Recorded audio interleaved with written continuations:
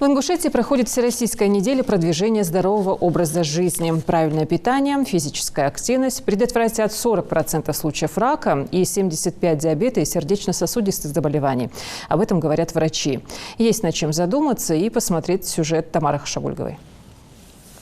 Гиподинамия – одна из главных проблем современного общества. Малоподвижный образ жизни приводит к снижению тонуса мышц и в целом к ухудшению состояния всего организма. Растет риск сердечно-сосудистых заболеваний, диабета и заболеваний желудочно-кишечного тракта, предостерегают в врачебно-физкультурном диспансере. Превышают очень часто больше 5000 килокалорий в сутки, а некоторые до 8000 килокалорий.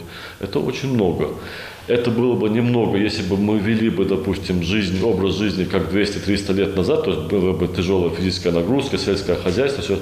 Но сейчас у нас урбанизация, и очень многих нету такой адекватной физической нагрузки, особенно в соответствии с тем, что у нас пища потребляемая очень много рафинированной и высококалорийной. Всемирная организация здравоохранения рекомендует порядка 150 минут умеренной физактивности или 75 интенсивной в неделю. Всероссийская неделя продвижения активного образа жизни, проходящая с 8 по 14 января, призвана напомнить населению о важности физической активности. То есть у каждого человека, в зависимости от его состояния здоровья, есть показания к каким-то определенным занятиям, а есть противопоказания.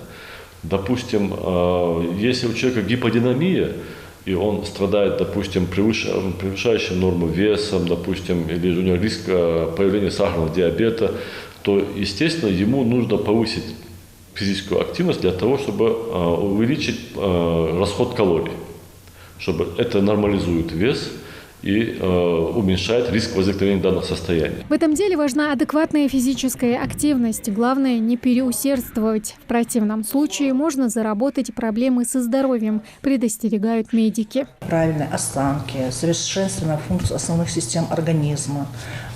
Также она повышает жизнедеятельность ребенка, растормаживает нервную систему после сна, также сокращает время перехода от сна к бодрствованию, вызывает положительные эмоции у детей. Катание на коньках, бег, ходьба, езда на велосипеде, уборка, игры и даже поход по магазинам. Повышение уровня физической активности у людей сокращает риск депрессии, является профилактикой старения. Главное – начать двигаться. Тамара Хашагульгова, Джамалил Султыгов, Новости 24.